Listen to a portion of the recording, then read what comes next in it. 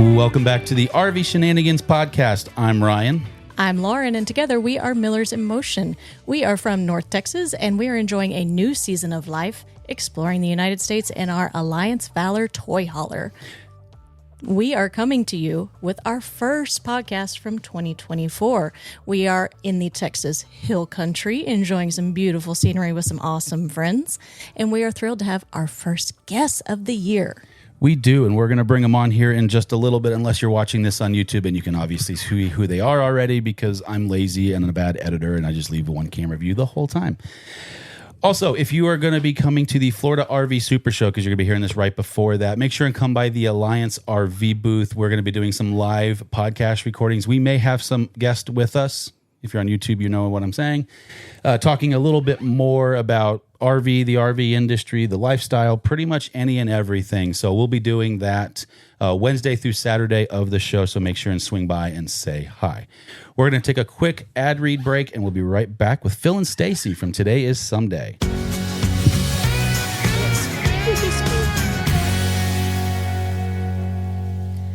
All right, like you said, we have Phil and Stacy from Today is Someday, and we first came across them when we were looking for our very first RV, and they were a wealth of information.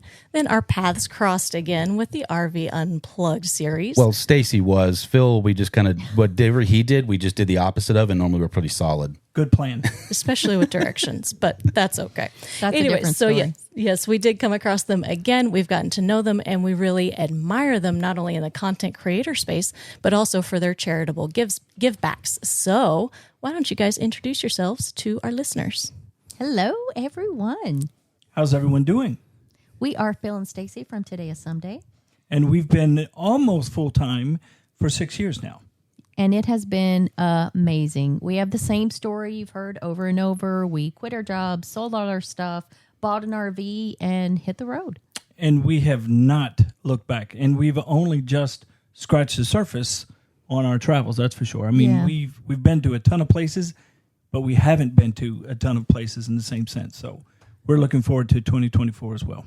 I feel like the more you see, the more you realize you didn't see. Absolutely. That bucket list, we check off one, 3 more things get added. That is so true. And what kind of rig do you guys travel in? We have a Go ahead, Phil. 2016 Tiffin Allegro Red 33AA. It's a diesel pusher. She's 35 feet, and her name is Ruby. And she is home. So we get a lot of questions asking about it. Does it feel like a house? Does it feel like a home? And you know, when you go on vacation and you're gone in the hotel for 2 weeks and you come home and you're like, that is our RV everywhere we go. So today we are going to be talking about the difference in drivable RVs and towable RVs. Obviously, Lauren and I are new to our Alliance Valor 44 V14, previously in our Grand Design Solitude fifth wheel. Both of those, obviously, fifth wheel on the towable side. I don't know all that much except for the things that translate between the two about motorhomes or any drivable kind. We looked at them briefly and realized that we were going to be towable people right out of the gates. So we wanted to bring you guys on simply because I don't know what I'm talking about. And you guys have been in yours long enough that hopefully you know what you're talking about. Well, most of us know what we're talking about. I know what she tells me. Or, again, the opposite of what you broke on accident. Yes, of course. Right. And like you, we knew out of the gates we were going to be motorhome people, not towables. And we did look at them, but the dream was always to drive our RV. So just for a quick clarification for everybody else listening, if you're a first-time buyer or maybe just considering getting into an RV, what we mean by drivable is going to be anything from a Class B, Class B+, which is really a C. It's a whole thing. Just go with it. Class C, Class A's, and then there's 2 types of Class A's, being the diesel pusher version and the gas version. And don't forget the Super C's. And Super C's. I forgot about those. So if it has a steering wheel, it is a drivable. Engines come in handy, too, in that Well, scenario. you know, would if it need has a that. steering wheel, it's going to have an engine. That is not Simplicity. necessarily true. You need to go to more backwoods What? places in Texas. That's right. So on the towable side, obviously that's going to be any RV that is towed behind, hopefully behind a rig or behind a truck. And so that's going to be your travel trailers, teardrops, pop-up campers, fifth wheels, whether they be toy haulers or not, so on and so forth. So That's a lot of... That's a lot to digest right out of the gate. Quite a variety. So It's very confusing when you're just starting in the RV space. it really is. And that's why so much of what we wanted to do with this podcast was going into more detail, because we have a little bit more time in YouTube videos. And you guys know this, we know this because we all do the same similar things, at least. It's so hard to get a bunch of information about a topic into a video because it's, 10 YouTube to 20 is minutes, fast give or and take. furious. Right. Yes. And so that's the big reason why we do the podcast, is because we can take those topics and now deep dive them. Right. Right, And but get- we can also bring in people who have more knowledge than we do so that we get accurate information. Exactly. So let's start off with kind of the differences in the rigs that we have, essentially. So obviously, you guys have a drivable RV. Do you guys, your towed vehicle or the vehicle that's behind, regardless of what you're doing, you guys happen to have the Jeep. Correct. Do you guys find that a necessity? For us, yeah, because otherwise we'd be driving our 35-foot house around Right. everywhere we went, and we would be limited where we could take her and park her. So we park in a campground or out in a desert somewhere, BLM land, and then we detach the Jeep and we use that to go explore. So for us, it is essential to have a towed vehicle. Now, that being said, it is not required No. to have a towed vehicle with a motorhome, and we know people who do not take a towed. They totally RV a little bit different from us. They either have e-bikes. We know people who get there and rent cars, and we also know people who make sure they stay close enough to public transportation or Ubers or that kind of thing. And so just to say that just because you have a motorhome doesn't mean you have to RV the way we RV. There are a lot of options out there for you. And So- we also know people who drive behind a motorhome where they don't actually ever attach the car and it's not officially a towed because they don't tow it. So there are a ton of options out there. So when you guys were first looking for an RV, did you have a particular class or length that you said, if we did this small, if you even considered it that small, that, hey, we don't necessarily have to have that towed vehicle? Or was it you just knew you were going to do it because you knew you were going to go bigger automatically? We knew the size of the rig we wanted to have. We didn't really know because Phil wanted one size. Well, I wanted another I wanted size. big. But we did compromise to the 35 feet. But we also knew we were going to be living in our RV full time, and we did not want to have to pack up our RV to go to the store. So we always knew we would have a tow car. Right. Gotcha. So as far as the towable side for us, obviously you have to have a tow vehicle. Otherwise you're going nowhere fast. Right. Or it just becomes a park model. Or that, and that is a thing we didn't even talk about. So I Right. guess that's Yeah. a good point, is there are park models and those types of things that really aren't designed to be on the road in any capacity. They're designed to move from point A to point B maybe a handful of times in its And lifetime. just sit. Yeah. Yeah. So for us, we had to have the appropriate tow vehicle. And again, that's such a wide gamut of everything. When, like our big Valor, we have to have a minimum, a 1-ton dually, just for safety support from side to side for lateral motion as well as payload capacity. So Right. if you're looking for an RV, that's probably one of the biggest differences is, do you want to drive, like if you're going for a big toy hauler, do you want okay driving a dually around? As your your daily As driver. your daily driver, Yeah. Yeah. or having someone follow you and having a second vehicle and something smaller, or would you rather tow it behind a motorhome, or get something small enough where you just drive it around like a van lifer? Mm-hmm. Right. And we did, early on, we did look at budgeting for a truck and a fifth wheel. And at the end of the day, the price for two of those vehicles versus the price of a motorhome, when we were looking, we're about the same. And we're gonna spend a lot of money, is my point. So we just said we don't have a truck. It made it easier for the motorhome because we already had two cars that we could try to tow, see which one worked better, Right. and then go from there. So what were kind of your day one essentials that you had to have no matter what to make everything function within reason the way you want? Not the stuff that made things more comfortable, but made things more safety related, or just absolutely wouldn't do it without it kind of a situation. So let's because we're talking about tow cars, let's start with that. Sure. What we need to attach the car. So when we were attaching the Jeep, the items we needed the tow arms, we needed the brakes. So there is a whole setup to attach the car to safely tow behind the motorhome. And was that something you could do yourself, or did you have to have somebody install that? Well, some people can do it themselves. Yes. We did not. We paid someone to do it for us. Yeah. And there's a bunch of different options for equipment for tow vehicles. We just happen to go with a particular brand. We have the air ride suspension on our RV, so we went with a air-equipped braking system that tapped in to our onboard air, which makes braking our Jeep a lot easier. So when the Jeep is attached, I hit the RV brakes. It sends a signal back. It pushes the actuator on the brake pedal in the Jeep, and it slows the Jeep down. And in many states, I think all of them actually, you have to have a form of a brake system on your towed vehicle. And we've seen forums after forums of discussions of saying, well, I've done this for 20 years and I've never had braking system. And I can tell you, the first time you're involved in an accident where you're being questioned about something, if it was your fault, the first thing they're going to look at is your RV, your towed, were you in compliance. So it's for us, it's not even about can we do it without it. We wanted to be as safe as possible. So that's why we chose the system that we did. And then going back to the safety essentials that we needed for the RV, we had 2 items before we even had the RV that we knew we needed to have. Peace of mind. This is the good stuff. Yes. So we knew we needed the TPMS, the tire pressure monitoring system, and the surge protection or surge guard for our RV. So when it's plugged into the pedestal, we wanted to make sure that the pedestal wasn't giving us bad power or something happening to the pedestal and shorting out our system. We had those 2 items months before we knew what rig we were going to have. We knew we were going to have a 50 amp RV. Right. Just didn't know what type. So on the TPMS, do most motorhomes come with like what a Ford truck would come with, where they have like an in-rim TPMS as well with the chassis, or do you have to do an external one no matter what? I know ours did not. No. I don't know if there's some higher models that do have it, but I don't know of any RVs that do. There are some that are coming with them on board already.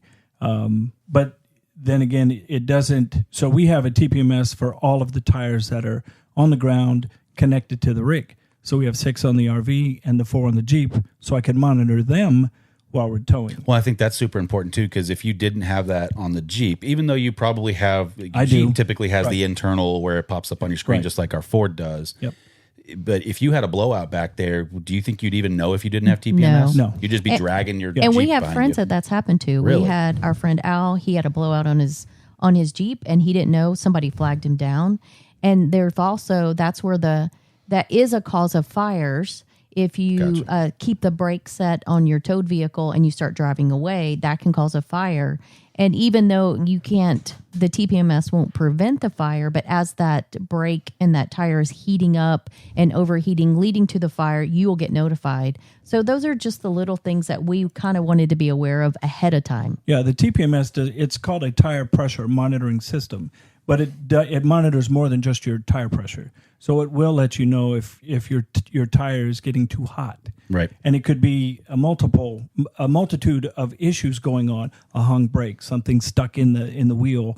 But if your tire gets to a certain temperature, it's going to lead to a blowout. So then you can monitor it, you can get the alarm, pull over and take care of it before you have a catastrophic event on the side of the highway. So I'd say from the towable side, just to kind of what you guys talked about, the TPMS as well as a surge guard of some kind, whether it's progressive, Hughes auto transformers, something that has an actual disconnect if they were to have bad power, preferably something that can tell you what's going on so you can diagnose it better. There are some that are just more like surge protectors, essentially, where it'll just cut power and that's it, and you don't really know why. But those are very similar on the towable side. Because it's the same thing, especially with the triple axle. We have more. We probably will know if we have a blowout if we didn't have a TPMS a little easier than you guys would, with the exception of because if one side goes out, you'll feel it tug on the truck a little bit, and just look in your mirror, you see pieces flying everywhere. We luckily have not had one, mainly because we've run with a TPMS. We bought both of our TPMSs prior to the coaches as well. Like as soon as we knew we were switching out our previous coach for the Valor, we knew we needed to buy a new one because the way ours was installed on the previous, we couldn't bring it with us. So we bought one before we ever got there. As far as like the tow vehicle stuff, that's where the biggest difference is going to be between Drivable and Towable, because obviously I'm towing quite a bit more weight behind me. You're the reverse of that. Your vehicle is the biggest weight, and then your Jeep is the light thing. Right. And so for us, there's a couple of different ways we can go about doing that. Now, I'm going to talk about fifth wheels. Travel trailers is just a ball on the bumper, and you should probably consider in any capacity getting a weight distribution and stabilizing bar. That's going to help with trailer sway, which for travel trailers is the biggest thing. There tons of people have made videos on it. We have a horse trailer that we use one on, but because it's not an RV, we don't necessarily do a whole lot of that. But as far as a fifth wheel, you can actually take your Kingpin, which is your traditional fifth wheel hitch pin box, into a hitch that you put in the bed of your truck. For us, we use the B&W Companion. It locks in. There's no necessarily safety chains involved with that. Like, that's the other thing, is sometimes trailers have safety chains and sometimes don't, and it's just a difference in what's required by law and what's not. So do you have a disconnect cable or something that would apply brakes? Say yes, there was a catastrophic event with your hitch and it broke free. Right. That's scary as all get out, but something that would lock it up. There's two, exactly. There's a trailer breakaway switch, essentially. So when you put everything together and everything's locked or those jaws are clamped, you tie down essentially a cable to somewhere other than the hitch in the bed of your truck. For us, we just clip it to one of the little bedside clips in the truck. So if the trailer were ever to get too far away, so the hitch failed in some capacity and it pulled away, it would pull that and would lock up all of our brakes. Now, as an additional security thing for us, we upgraded from a drum brake system, which is an electrical braking system using magnets that essentially is just closed or not. There's really no in between, to a disc brake system, which is what vehicles have, essentially. So you can apply pressure and more of it and less of it and all those things. So we can actually stop our entire coach just by braking the RV. So from about 40, 50 miles an hour, I can slow down and stop without ever applying the brake in the truck if I wanted to. Shouldn't, but can. So what does that look like in the truck? Like, is it an arm? Is it a button? Like, is it a pedal? The trailer brake stuff? Yeah. Yeah, so it's a combination of those things. So you, in those types of trucks, and if you have a heavy duty truck, they're probably going to come in pre-installed with it. But it's that little pincher thing that nobody ever really knows what it is, with a plus or minus above it. And so that pincher is your manual control for just the brakes in the back. The plus or minus is called the gain. And so the gain is how much pressure is applied back there versus your foot on the pedal. Gotcha. So when I apply my foot on the pedal, the signal runs all the way back to the brakes, and it at whatever I have the setting at. So if I needed to brake harder, like if it's not strong enough for our weight or whatever, I can adjust how much. And then it also applies that back there. So it's typically a little less than what's in the truck, because if you go too hard, then it's pulling the truck backwards. Gotcha. And then if you switch to a gooseneck, which is going to be that ball that's in the middle, we're just going to open up the can of worms real fast here, because this is a whole thing in Towables. Those things, whenever I see those on the road, they just look so unsafe. Like one bump and it's coming off. There's two things on Towables that's weird about them. Is one, there's hardly any that are legitimately rated for our frames. Because of how they come down and attach, it puts a pressure on the top deck of the frame in a very different way. So frame of the truck or frame of the RV? Frame of the RV. Okay. And so when it applies pressure, it applies torque differently, and it can actually cause flexing. Now, there's a few out there that are proven through testing to not. One of them being the Gen Y, which has a almost like hovering system. So it almost acts like a torque tension thing. And so it doesn't apply it quite the same way. It's actually what Brinkley's using for their upgraded pin box, just from their standard one. And then you have the Reese Gooseneck, Reese Goose Box, which has like an airbag system inside of it. But they've spread, it's really big. And so it spreads out so much that it kind of counteracts a lot of the torquing and all that. But I could tell you with those, I've towed other gooseneck trailers, and it's literally just like what's on the ball. It's on a ball, and there's literally just a coupler. And if that coupler comes off, that trailer's gone. So by law, in all 50 states, you are required to have safety chains in addition to trailer brakes to that, because they come off all the time. And that's why it's much like, you don't ever hear. How many times do you hear of the semi driving down the road's trailer came disconnected somehow?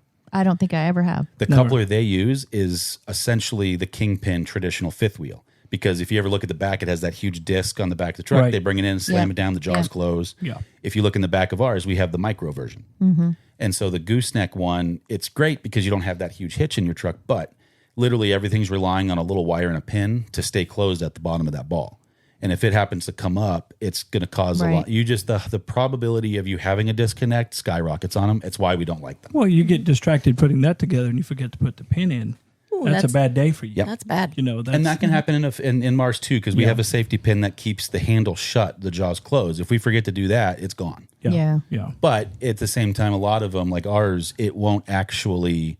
I'll know the second if I did a pull test I was going to say that's where you'll know, or anything like that. And so let's just throw it in here that we both have checklists. Oh yeah. And just so you know, I know we're talking about differences, but hopefully you guys listening, everyone follows a checklist no matter what kind of RV they have. You read my mind. Or the situation in your hooking or unhooking. You may think it's like, it doesn't matter. I overnighted, I didn't unhook or anything. Still go through it. You may just hit yes on a lot of them real fast. Absolutely. Because you didn't walk around, do it, but still visually inspect. And I say that we check our running chassis every time we stop. I just get in the habit of walking through and just making sure. You never know. Yeah, I get out and check the toe, make sure the arms, the cables. Yep. I've lost cables that have popped out going down the road, and they've been dragging, and they're filed off, and I can't use them anymore. So that leads to spares. So I keep spares of all of that. So if any one piece of equipment on my tow setup goes out, now she's driving behind me because I can't tow it safely. And we all know he can't handle not being upfront with him because he's back directionally challenged. Back to the navigational issues. In all fairness, there's evidence without Stacy involved with you and I. Absolutely. Thanks to the guys at RV proof. Unplugged causing stress. That's another podcast for another year. Another year. Decade.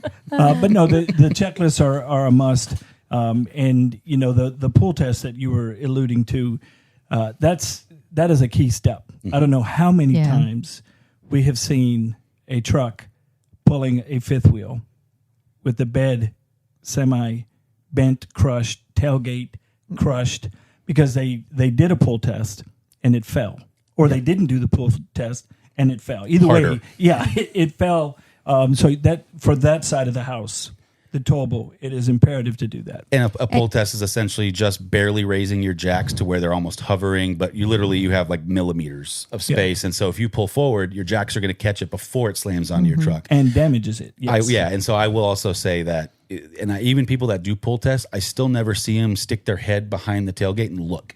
Just look visually. You can see the jaws closed. Oh, yeah. Just look. If you're closed and the pin's in, you're 90% of the way to success. Do a quick pull test. Now you're 100%. Roll wherever you want to roll. Don't touch it. And now, technically, we do a pull test as well. It's not really called a pull test, but we do always visualize. I pull the RV forward.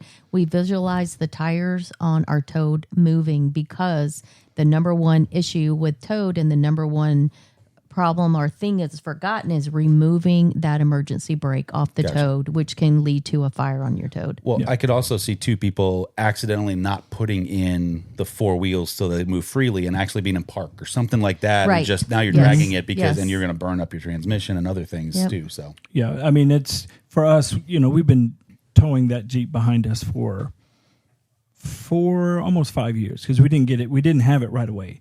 And we still go through our checklist on that as if it was day one, because it's a few steps, but it's a few steps.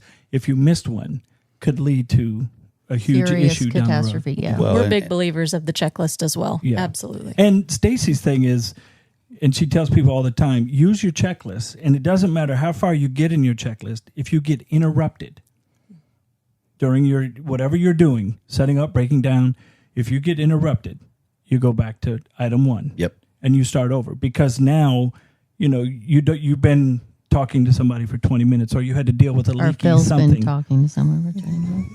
Giving them RV advice. But you always start back over because you may have missed something. The human error factor is always high. No, it really is. And it's amazing just taking a few seconds to do a checklist and the disregard time, the dollars you will save in repairs. Absolutely. Yes. Yeah. More important. Look at it as an investment, your time for some cash. Okay, so now that we're hooked up. Yep. Yes. So this is probably where a lot of the real big differences start between the two, besides the fact that you have an engine and our engine is in our tow vehicle. But let's talk a little bit about some of our travel day differences. So when you're hooked up, you're rolling, you go, what does that kind of look like for you guys? And not so much the navigation side of it, but really just kind of when you're driving, how do you guys operate the rig? Is it can you really just get up and get a sandwich when you want, or can you? So let's talk crap, about by the way. basic stuff. Is drinks, refrigerator, bathrooms. I'm using my Wi-Fi, sitting there in my front seat as I'm editing videos or checking email, and pretty much everything with our RV we can use. I should say I can use because Phil's in the driver's seat, but I can get to the bathroom, I can get to our bedroom with us closed up and driving down the road. So it really makes it easy for us to travel. I don't have to pack a bag to go in the truck of either snacks or computer or whatever we need. I literally just have to sit in the passenger seat and I can grab whatever we need. And the only real time that we have to stop is when I have to go to the bathroom. Or if we need fuel, and that's pretty much it. Those are the only times we stop. I can eat lunch driving because she'll go get a sandwich or a snack or whatever, and we just keep going. And if we do have to stop for the bathroom or to get something to eat, we just pull over. I hop out, get what I need to eat, and we hop back. And we in the say seat out, and go. meaning pop out of the seat. Out of the seat. I mean, if Not you're, the coach. but I mean, if you're thinking of a fifth wheel, you're thinking y'all or your truck. You have to pop out of the truck and get into You have your to get RV, out. yeah. You have to go back. You have to open the door. You got to open a slide. There's moving parts that you have that we don't have, and that was one of the things that we looked at in the beginning. We wanted to be able to do that. Look, Phil wanted me to present him with a sandwich riding down the road and to refill his drinks because I can't argue and say, no, get it yourself while he's driving down the road. But to say also on a platter with like angels singing in the background. Peeling the grapes. Who doesn't like a good sandwich while they're driving down the road? I mean, it's one of those things that we can do, y'all can't do. Right. And we get a lot of that from folks that have fifth wheels or travel trailers. They're like, I wish I could do that. Well, and it's even a level above that too. And I will say some of that of what you're talking about, you guys can do in your rig. Now, if a lot of motorhomes I've noticed, typically the fridge is normally never blocked, but I'm sure there's a scenario every once in a while where that may be a thing where when your There's slides a few are models, in. yeah. And so if you do happen to have one of those models, sorry, get your sandwich out before you get going. That's right. But like for us, that because we have to stop, I mean, it's a whole thing. I mean, a stop for us is a minimum of 30 minutes because you have to stop, you have to park, you have to get out, and we have the dog component. So do we get the dogs out? Do we don't get the dogs out? And then do we have to pop a slide out? We have to put stairs down. It's one of the things I probably dislike most about Towables because I like to sit and book it. Right. And we just physically can't because of all of those things you just said. But you know what we can do? We can back into a parking space. You got us there. Yeah. And let's break that down really quick because a lot of people won't understand. Right. Yes, a motorhome can go in reverse. If you have a dolly, you can reverse your motorhome and park it. But if you have tow arms and you have a flat toed, if you back up, you are at risk for bending your tow arms and damaging your whole setup. And we know there's people out there that do it, and they do it like a champ, and they've been doing it for 20 years.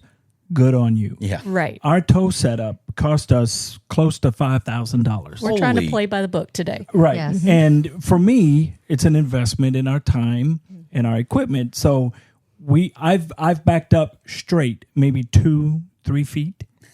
in a Once or pinch. twice, Yeah. and that's about it. And And each it took you time, And both 45 times minutes to go I'm those 2 saying, or 3 feet. we're not doing this. We're not doing this. yeah. And then I immediately, fixed whatever situation I was in, and then I got out and checked to make sure everything was still attached and working and not bent. But I mean, there's pros and cons to it, but we cannot if we're hooked up, which is something I would love to be able to do. Right.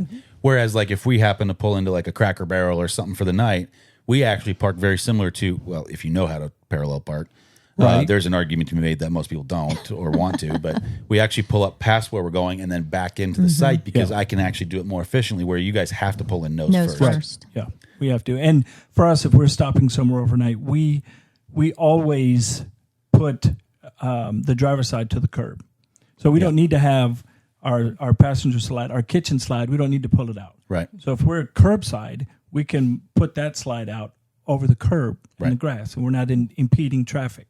We can open our bedroom slide, one side of it over the curb. So we're mindful of that, and we know that those two slides, and sometimes we don't even move the front slide out. We just do the bedroom slide.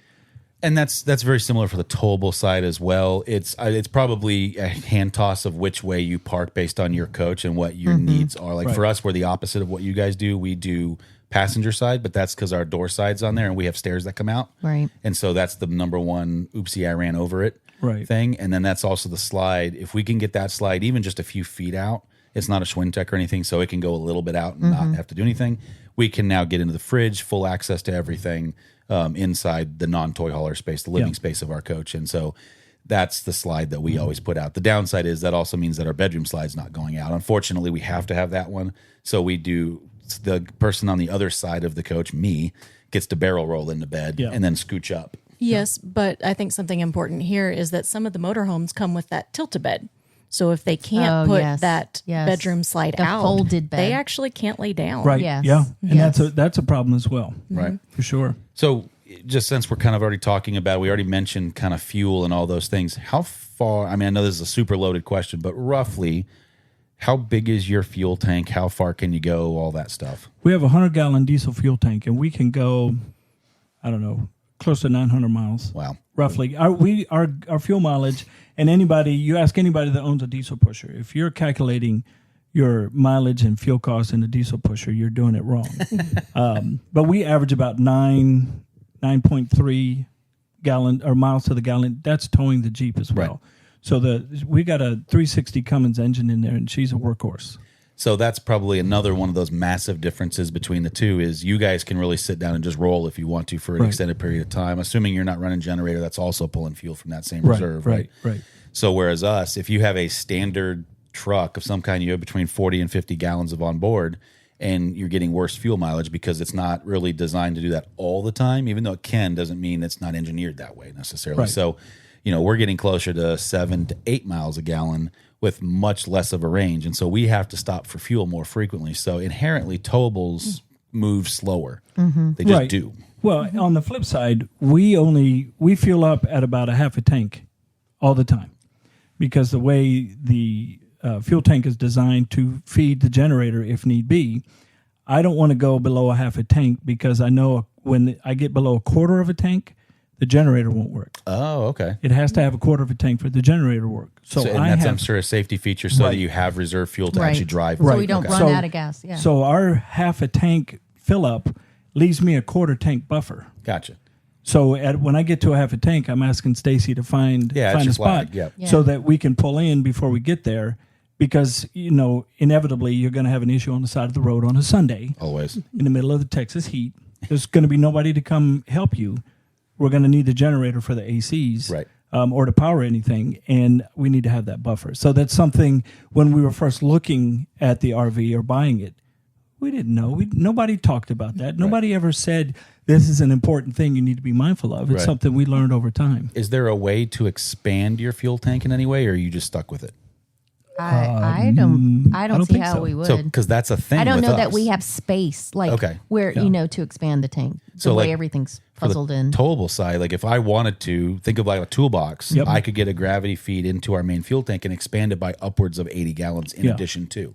So I could get up to 100 gallons, but now you're talking about worrying about GVWR. I know that was going through my head. Yep. Yeah. Anytime you fill liquid, I'm just doing math. Like, all right, fuel runs at 8.1, 8.3. Pounds. It's crazy when you start doing the math on that. Yeah, and I will say we're not going to dive into all that math right now. That's a whole thing by itself. And it's overly complicated. I would say y'all's friend Chad probably did one of the best explained videos of it. So I'll just link that because he made sense of it, and I'm still struggling to make sense of it in my head. So I know we're good, but if you asked me to do it for somebody else, I probably wouldn't be able to. Numbers game is important for so many reasons. So the other thing I wanted to say about fuel is that towing the vehicle, we can actually prepare the day before. We can go fuel up with just our truck and not have to worry about taking the RV through a fuel up, whereas you guys unfortunately don't quite get that option, even though you can go further on each fill up. Right. And we also have to go to a truck stop.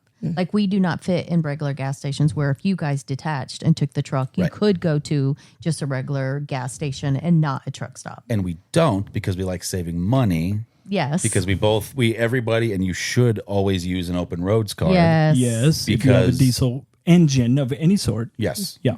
For two reasons. Huge One, savings. the savings. You don't have if you don't have one, you can still go through the commercial lanes for the most part. Yeah. But you're going to play the in and out game. Yeah. Because you have to pre-authorize because it only at the pump only takes a commercial card. Well, the open roads card serves as that for you. instead of having to go in, authorize, come back out, go back in, get your receipt, come back out, and God forbid someone need to use the restroom. Yes. Whereas it's faster, it's easier, you're going to save money. And I have a whole blog on how it works. So if you guys can go to our website and look at our blogs and you'll see it there. But I'm telling you, we've saved some serious money since we've been using it. And if you don't have a diesel, you can also find these kind of savings for a regular fuel card. So everybody should be saving on their gas and their diesel. And something we didn't know when refueling the rig was we would go to, say, a Valero, just a regular Valero gas station to get diesel. Because in Texas, there's diesel. Every gas station, fuel station has diesel. Yeah. The pumps, the nozzles are different. Yes, they are. So it took me longer to fill up at the local Valero in our neighborhood before we started full timing. Much longer. Yeah, as opposed to going to a truck stop where the nozzles are much bigger. The bigger flow. Yeah, the volume that's being pumped in to these big rigs, it's, time is money. They have to get going. So I also know some motorhomes have dual fuel sides. We do. And so if you guys were legitimately in a pinch and had to get out, and there was the rare occasion there wasn't a trucker in front of you waiting to get his receipt or shower or whatever they seem to do in there for hours on end. Take a nap. You could, and they do this for the semis because they have 300 to 500 gallons of fuel capacity. Right. They can pump simultaneously from both sides. Right. So if you guys were just in a massive time crunch, you could do that as well. Could. If we're in a massive time crunch, we're doing something wrong. Yeah, exactly. I'm just saying. Yeah, exactly. But one other thing I do want to point out that is a difference between the two when we're fueling is the fact that we need DEF.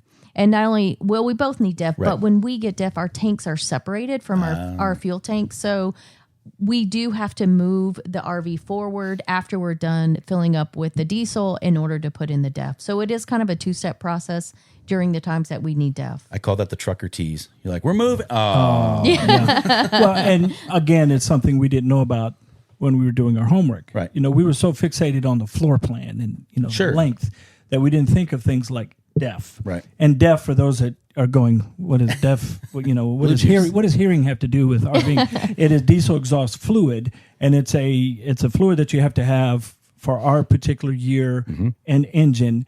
It's required, so we have to move the rig up. And when we fill up, we're only putting in 4 gallons. I was about to ask, how big is that reserve for you? It's a 13-gallon tank. Okay. But because of all the DEF scares with the sensors and the headers, the best advice we found was keep it topped off. Yeah.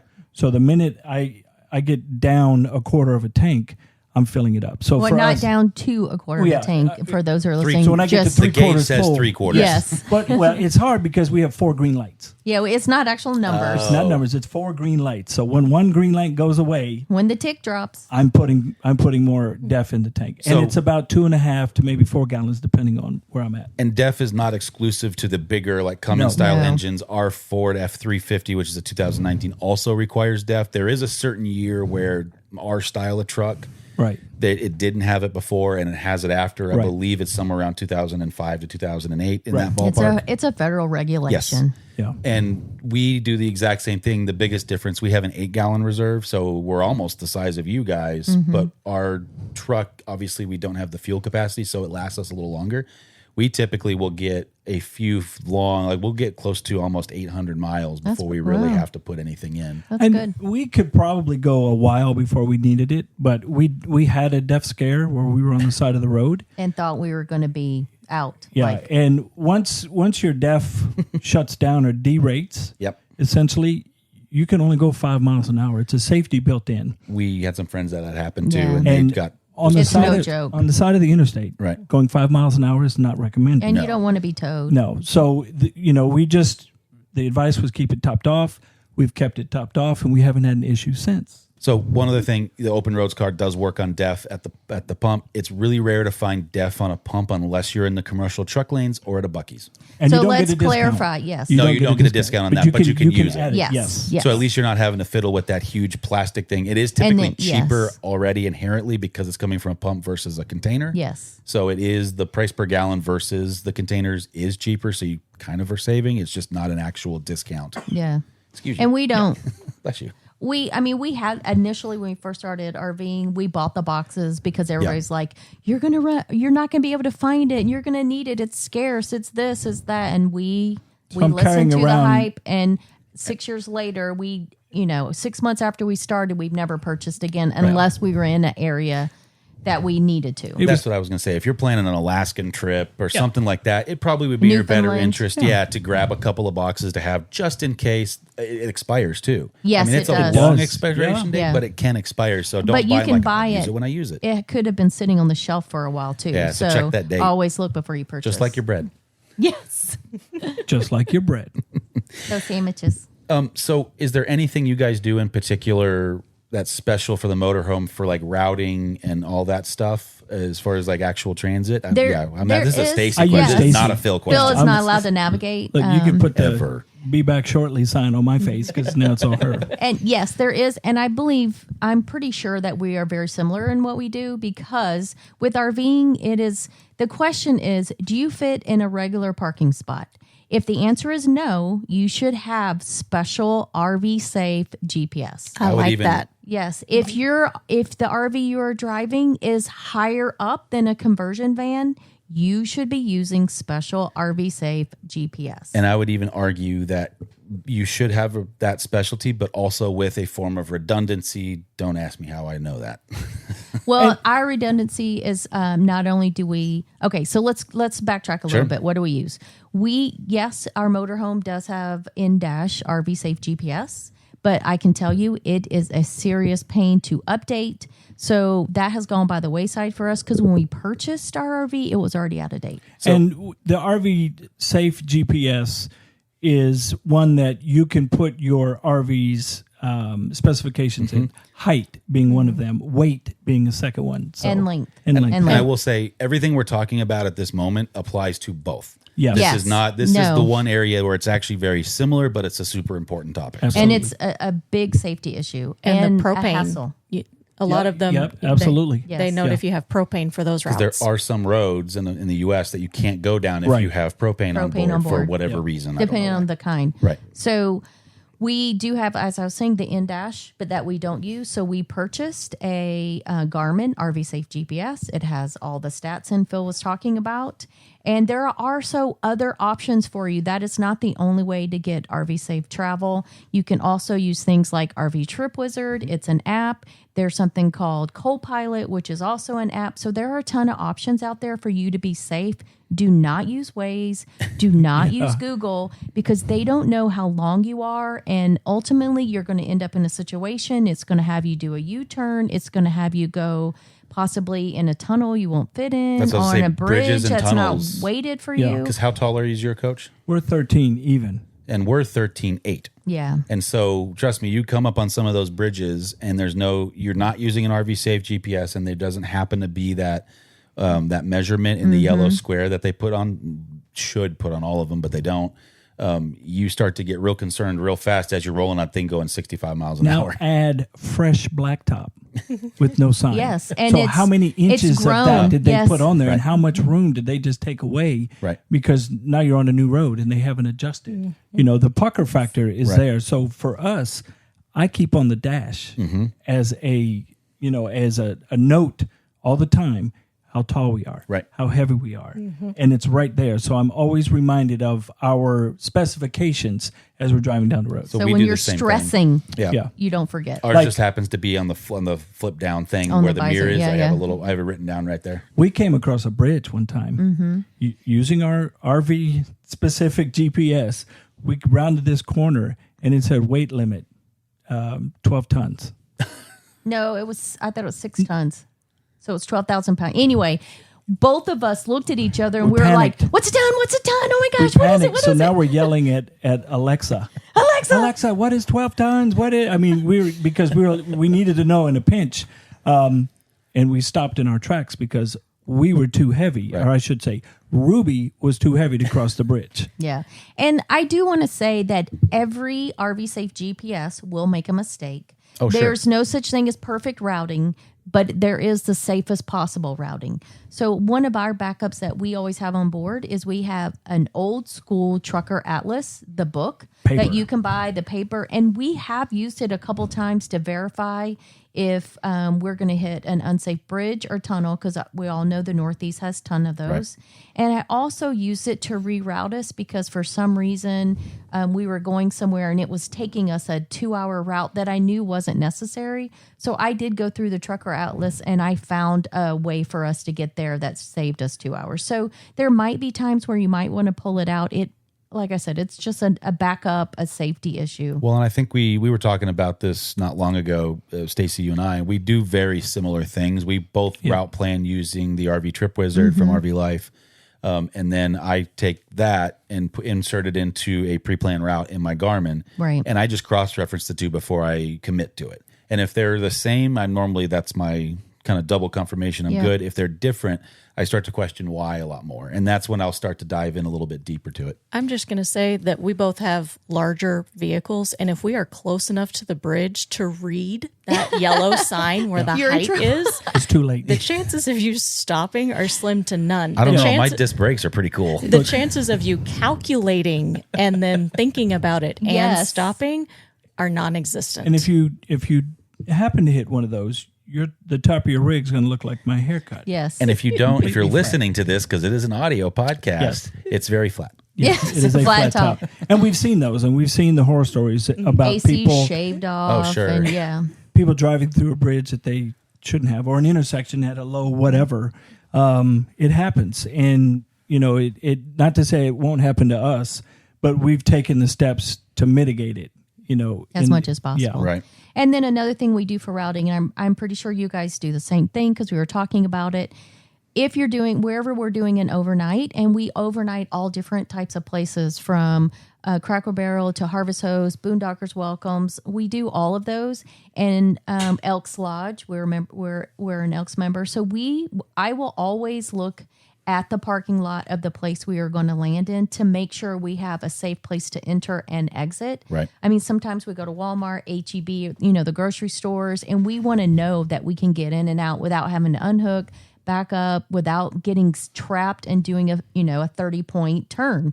So a good way to do it is just to go in and do the Google map and drive the route and make sure you're going to be okay. The other thing, too, is we know if we're taking up multiple parking spaces, how many parking spots we need to successfully park. If that's how you know you're a true RVer. Right. You know how many parking spots you need. So when we're looking at that satellite view of the parking lot and we're counting how many spaces before there's an island, we can't park there. We can't park there. Again, these are things that nobody tells you about up front, and you just have to find out the hard way. And if there's a tree on that island. Yes. Exactly. And, just be aware, we all know the satellite view is not always up to date. So there's a chance that there's a tree planted that wasn't there in your view.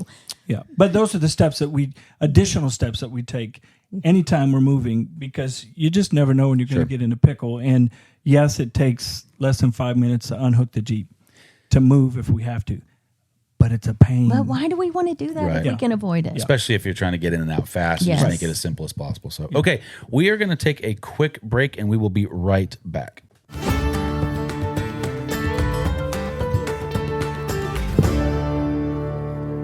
Okay, we are back with Phil and Stacy talking all things motorhomes, drivables versus towable things, and I'm trying to get my chair to stop squeaking against my counter very hard. You can't focus until that's done. No, it's one of those things. So, okay. This might be one of our longest podcasts, which is not shocking based on yesterday. I mean, we sat around and talked for about 5 hours. Yes. But this is good stuff. I mean, this is stuff that we found on our own or by accident. Completely. Or learned the hard way. Yeah. Completely agree. And, this is stuff that we would have loved to have found in our homework stage, in our research stage in the very beginning. We will also say Phil has ulterior motives. He's trying to get out of a hike. I'm being overruled. Phil is going hiking. It's day 1 of the year. We have to start the year right. Yeah, we took a break and nobody got up to go get a drink or the bathroom. We talked about hiking. And I was like, let's just keep talking. We fixed Stacy's mic. I'm also going to say that Phil took the shortcut getting here. He didn't even take the long way around. He walked through the yard. My goal this year is to conserve energy. That's been your goal the last 5 years. What are you talking about? And this is what happens when you get a bunch of full-time RVers together. Don't see each other very often. We just sit around and talk. Yeah. So, okay. we've gone through all kinds of different stuff as far as in transit, the differences when we're sitting down, kind of more stationary. But let's dive into a little bit about kind of the setup and tear down differences, because I know they're not necessarily different as far as the checklist things we were talking about earlier in the episode. If for some reason you skipped ahead to this ad read section, go back and listen to that part. This will make a lot more sense. Right. But I feel like, and I could be completely wrong, but I feel like you guys could probably get up and go a lot faster than we can. I think so too. Yeah, we've timed it. I think we got up, put everything that we had out, stowed it, jacks up, slides in, 20 minutes. We were gone. Wow. Wow, even attaching the toad? Yeah. Yes. I will say, timing yourself and trying to go fast, not the best Not the idea. best thing. But there have been a couple of occasions where it was necessary. Right. Yeah, and it wasn't us just sitting around saying, hey, let's see how fast we can do it. It was, we've got to move, and we've got to move now. Right. Yeah. So we did it. So what does that process, let's just go through a setup process for when you get to a campground of like kind of what you do, and then I'll just chime in with Towable as you guys go. So I can say that it's going to depend on how much stuff you want to set up. And I Right. do want to preface this that we don't pull out anything for our outside unless we plan to use it. So I was going to say, let's just talk about the coach itself, Yes. functionality. So as far as camping chairs, fire yeah, pits, we're not talking about any of that no, stuff. sunshades, that's all personal preference. We're talking Yeah. about functioning as an RV without having to use boondocking essentials, that kind of thing. So if we are in a pull through, let's just start by saying we don't always take our tote off. If we're only going to be there for a night or two, we're not going anywhere. So we'll pull straight in. We hit a button, and that button will self level us. And when I say level, it will not only level us, but when the jacks come down, they also help to stabilize the coach to prevent, like when you're walking, to have it shake and rock back and forth. So that is most of the time, if we're in a level spot, it hit a button and it does it all for us. And then I hit 4 buttons. We have 4 slides. The slides come out, and we are pretty much set up except for a few decor items. And do you do that from the inside of your RV, or do you get outside? Everything is inside unless we're detaching the toad. I do all that inside. And while she's doing that, I'm outside, and I'm testing the pedestal with my surge guard, my surge protector. I don't plug anything in until I test that. Then I plug it in, set up the water, sewer, and she does it if there's no trees or obstructions around us. She goes. She just opens all the slides. If there's trees or something close, then I'll go and watch, and then Keep an eye I'll on it. finish. But we can come in, jacks down, slides out, plugged in 10, 15 minutes. Wow. So here's the biggest oxymoron. It's almost exactly the same for us, but completely different.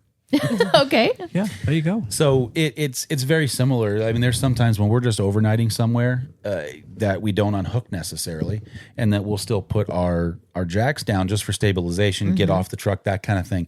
Now, I will say we are probably more likely to unhook than you guys are, because you could hypothetically, if you guys were good for 2 or 3 days and you weren't going to go anywhere, you're just kind of focusing, getting work done, whatever, you don't necessarily have to unhook your toad. No. Or wait until you needed it and then unhook it. And we've done that many times. And there's no consequence on your toad for that. Correct. I don't have, if we're going to be somewhere for longer than one night, I'll typically always unhook no matter what.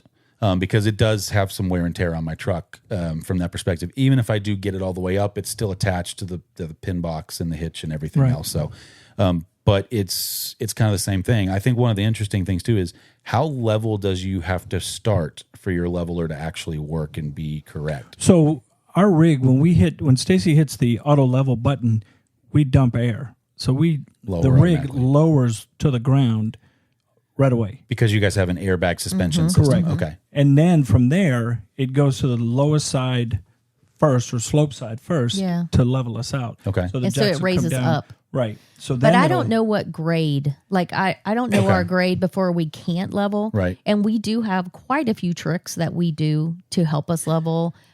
If our auto leveling, if it's too steep for our auto leveler. Yeah. So I remember, and I'm going to talk about Mike and Susan, RV blogger. If you haven't checked them out, they're great. They're amazing. They were Love team 'em. Phil. Yes, they were. We won't in hold RV that Unplugged. against them. And I remember him and I, otherwise known as the only occupants of Black Deck Island. Yes. I will point out them longer than me.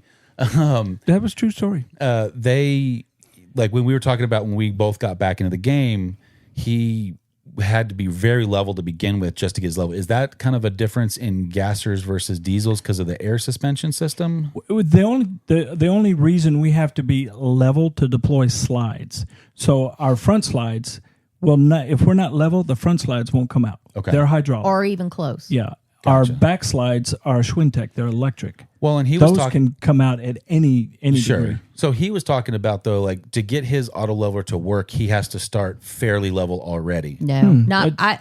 Now we have two separate brands, two Sure. separate RVs, so there are always differences in motorhomes Well, and the manufacturer. He has the gasser, so he's got more of a leaf suspension system. Yes. Whereas you guys have the air. So that's why I didn't know if you guys knew the difference And being drivables. he could very well have a completely different leveling Sure. system. We Yeah. have the HWH leveling. And I Bless you. can say we can be extremely Okay. unlevel to deploy the jacks and have been. The worst was at the Balloon Fiesta. I think that was like literally I had to have steps built to hit my stairs to get Oh, in. We wow. were so high up. So the we back, can be very unlevel. the back was almost on the ground.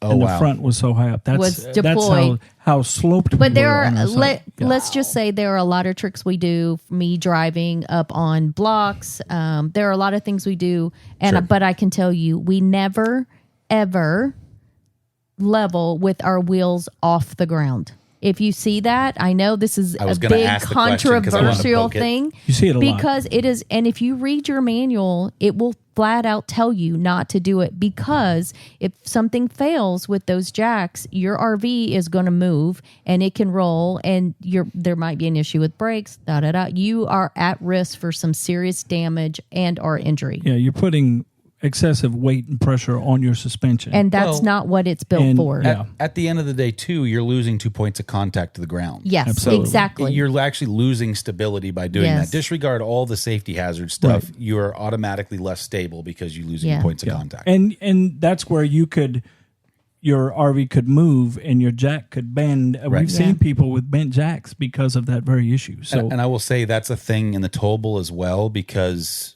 with us being nose heavy, and I don't know how this is for motorhomes, but like we prefer, if we're going to be high on one side, we prefer to be nose down because we're more stable that way. right. We spend more time from the midsection of the coach forward, and given we're a toy hauler, we don't. I mean, I work in the back, but we don't do a ton back there, Right. and so we live in the front half for the most Right. part. Yeah. But you'll see sometimes where you get a side slope, and you'll see a toy hauler or any fifth wheel or a travel trailer, and their tires are off the ground on one side, and every time we walk past it, it's like I bust into a cold sweat. Yes. Yeah. Same Me here. too. Oh my gosh. And now We've seen them like 2 feet off the ground. Oh, yeah. It scares the crap And out we've of me. had side slope where we've had to put wood under one side of the rig, either the tires Sure. or the jack or both. Right. So, we've brought the ground up to the jacks, if you will, so that they don't have to go down as They're not far free Oh, we've hanging. done before Yeah. they start leveling. And then we put wood under the tires to fill in the gaps. So we always carry 12 by 12 pieces of wood with us so that we can play Tetris under the rig. is Well, what we we're say doing. 12 by 12, but it has been cut. It's not 12 foot long. No, we have 12 by 12, Squares. Squares. Yeah, squares that You can we stack and play with. Yeah. that we keep in Our building block. It does take up space, but it's good to have it when you need it, and we've used it a lot. Well, and I'll say that we also carry a couple of stacks of just your basic Camco. I call them adult Legos, but the blocks, so you can Crushables, make, as the motorhomes call Well, yeah, them. you guys We will crush crushed them. them in We our won't driveway. crush them quite as bad, Yeah. but that we also used to carry. So instead of having a bunch of the 12 by 12 blocks you guys have, I just got some 2x6s that were, and I cut to the length of because our tires are all in a row, obviously, Right. in Yeah. Towable. And so if I can get one tire up, it's just way easier to get them all on one. Yes. In fact, I used makes them at sense. RV Unplug. I typically always use them on grass because one of the downsides for Towables, and we're so heavy, is if it gets soft at all, rain or anything, we sink, and I can't Oh, get we out. will too. Right. Yeah. And so we have, and where if we had to be it's- towed out. It's not fun. That sounds less fun than even with me. Yeah. Because at least I have hooks and stuff on the front of my truck that Yes. we can clamp to easily. But these are the things that nobody tells you to keep in your truck because you don't need them till you Need them. Right, like the adult Legos you were talking about. I thought I needed them, and in our driveway, I used them under my jack pads because I just had the jack pad, the metal pad. I didn't want it scarring up the driveway as we were getting ready to sell the house. Yeah. So I put these Legos under there, and I didn't know what I was doing. I was, very new at this whole leveling game, and I brought it down and it wasn't centered, and I crushed 2 of them because it was off centered, and the pressure, it literally just flattened it. Well, that's a good point about the weight difference too. Yeah. On soft ground or this or that. Mm-hmm. Yeah. And we've lost a couple before because it was heavy and it was soft, and I didn't care because, to be honest, they're not that expensive. Right, right. And so I used them to more stabilize the ground than anything else. I will say, and we had this conversation yesterday, we both have snap pads on our coaches. Obviously, probably very different sizes. But I've said a couple times, we have an early on video on our channel where we were in Gulfport, Mississippi, and we were super unlevel, and I straight up said multiple times that those snap pads saved our rear end. Yeah. Because otherwise there's a couple scenarios where we could have very easily slipped off. It was just the metal foot. Yeah. And so that, in addition to all these things, helps spread out. Now, we don't always put anything down if it's on grass, because those snap pads act as that first layer, and it helps distribute that weight so much better. Yeah. Now, going to the setup, I don't remember if you said how long it takes you. Like if you quickly, like if you have to do it fast, your setup and breakdown. From start to finish, ready to go. Setup, we can probably do in about, I'm not going to include my office, because that's a whole thing. Takes a little bit of work in there, but we're probably closer to 30 to 45 minutes. I was going to say, I think 30 at a minimum. Minutes. Okay. Yeah, 30 would be the quick side of that, and 45 if we're kind of taking our time, not in a hurry. And a complication with the dogs that, I can't really help him get into a site sometimes if the dogs are being rowdy or this or that. And so that plays a little bit of a role in making sure they're out of the picture and both of us can do what we need to do. That would be. It's like kids, you got to wrangle the kids. Add a little extra stress to it. And hair. Do that. It's amazing when you pull the slides in and out what you find. Always. The takedown is the exact same for us, though.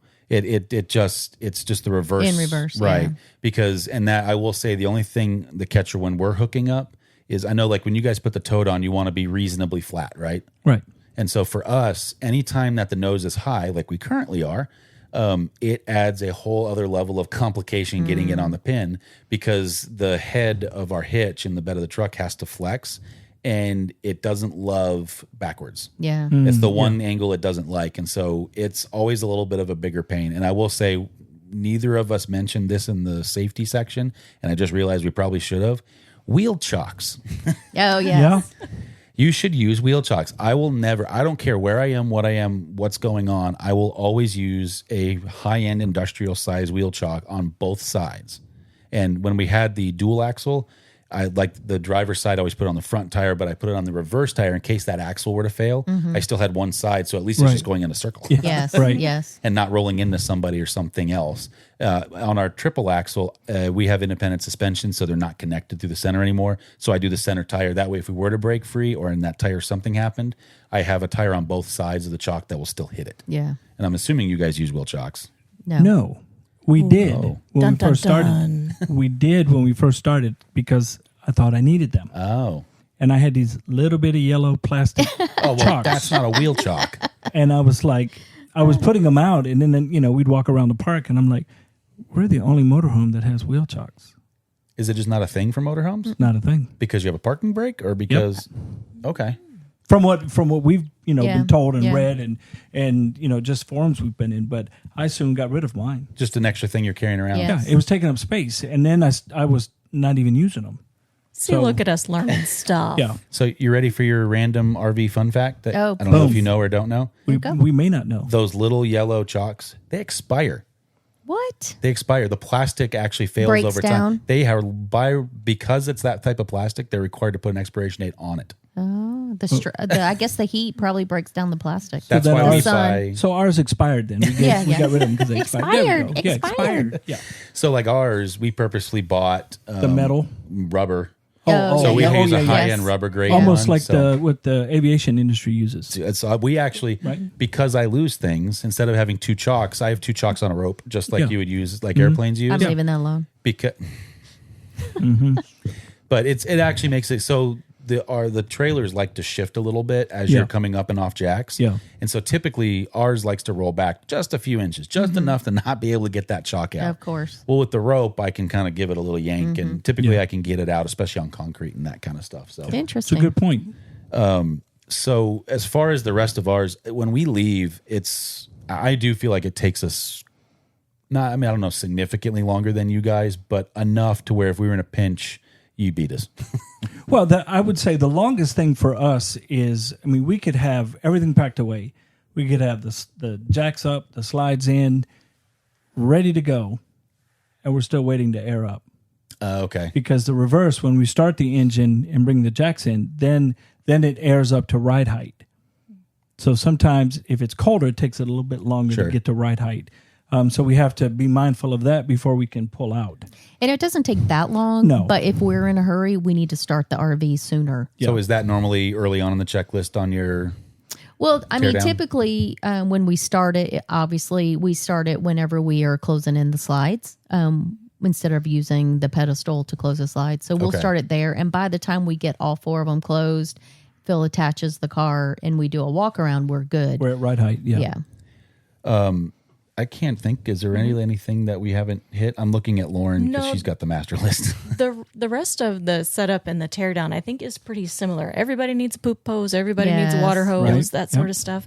And so I think the rest of it's pretty similar. Yeah, I think the only thing I would add is the larger your RV, the longer it's going to take. Absolutely. If you have a small little van, it's not going to take you long. You're not going to have as much stuff. There's not going to be as much to do. Well, the bigger you are, the more stuff, the more work it is. And if you're a van lifer or looking to get in the van lifer, we're talking about leveling systems, all that. You may not even have them. Right. Yeah. Right. Most of those don't even come with them because it's such an easy. Just it's move not a little necessary. bit. Yeah.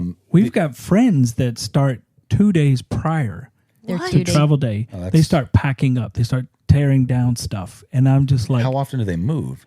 Not often like we do. So that's we're why. moving a but lot. it's crazy when you hear, we can't go do My anything because 72-hour checklist. I've got to start my teardown. And I'm like, we're leaving 3 days from now.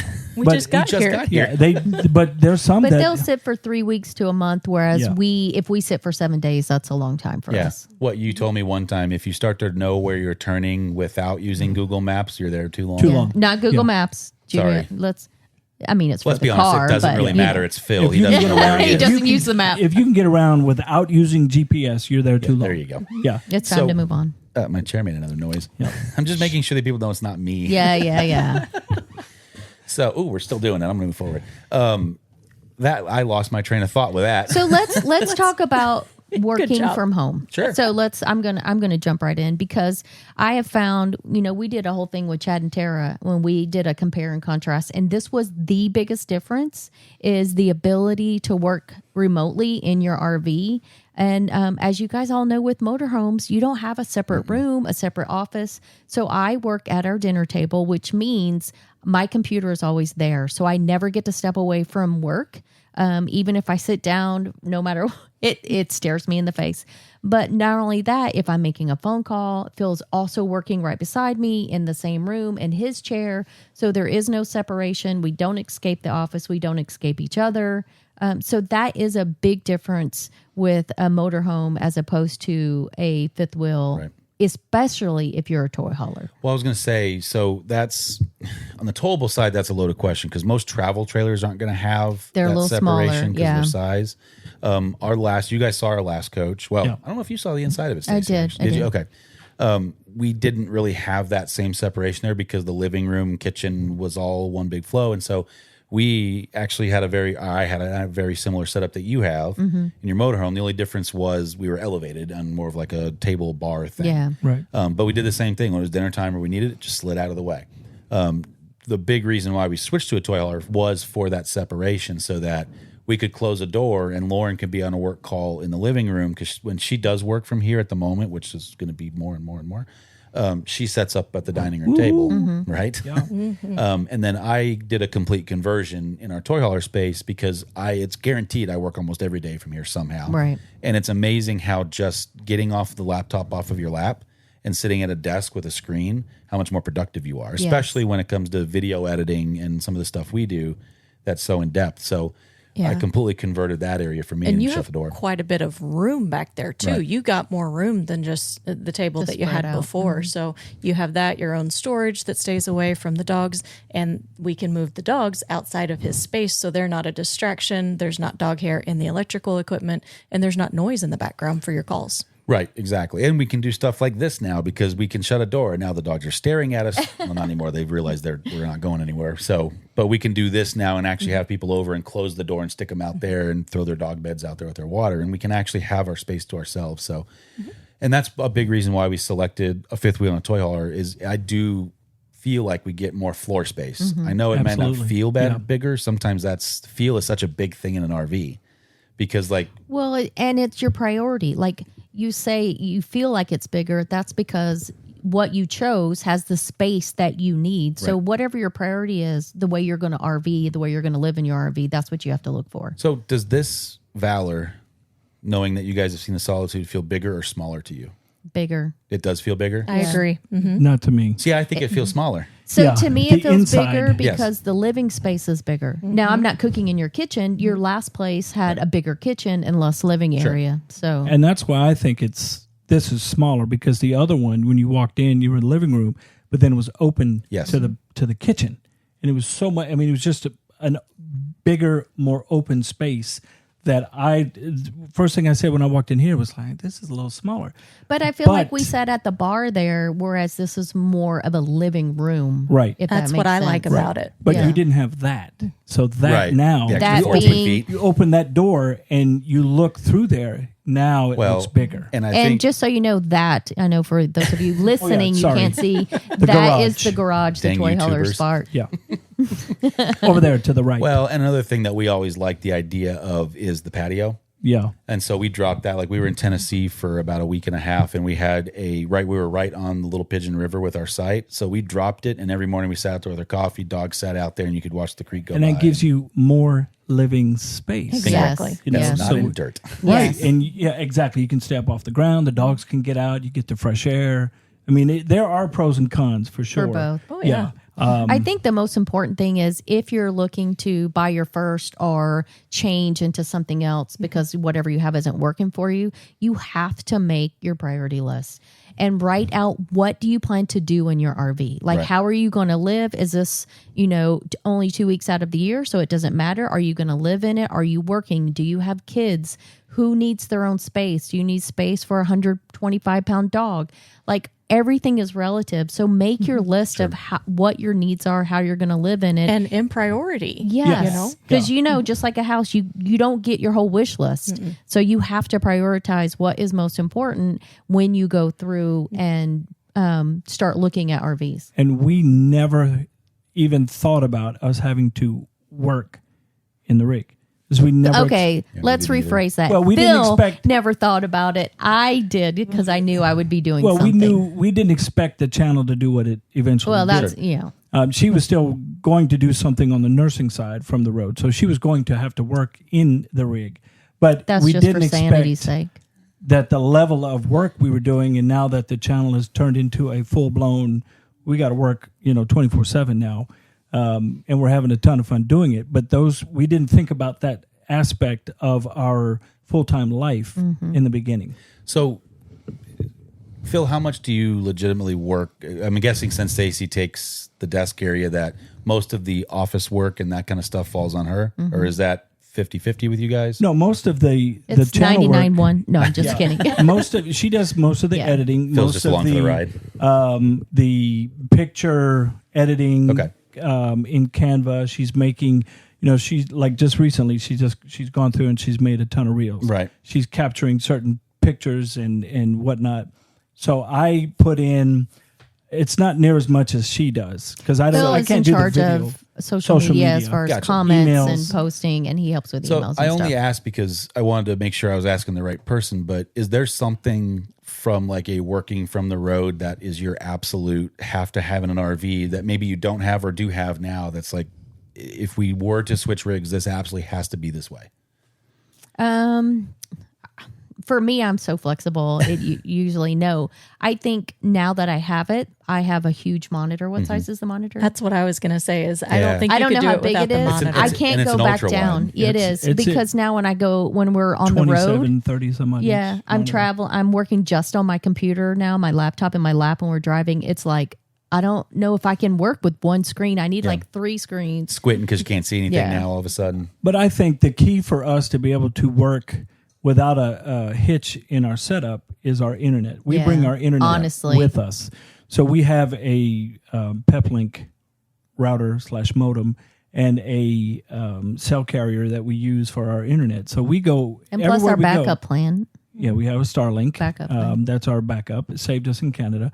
But having the ability to not have to worry about pulling into a park and using park Wi-Fi to work or upload, download, it's almost non-existent. I was about to say, you mean the myth of park Yes, Wi-Fi? it is The a myth. Wi-Fi exists. The internet portion of it, questionable. Right. Yeah. And there's certain rules in campgrounds that don't want you to upload, download, whatever. Is the exact opposite of what we all do. Right. Yes. And because of the nature of what we do, we need a lot of bandwidth. We Same. need, so having the ability and to be able to do that while driving down the road.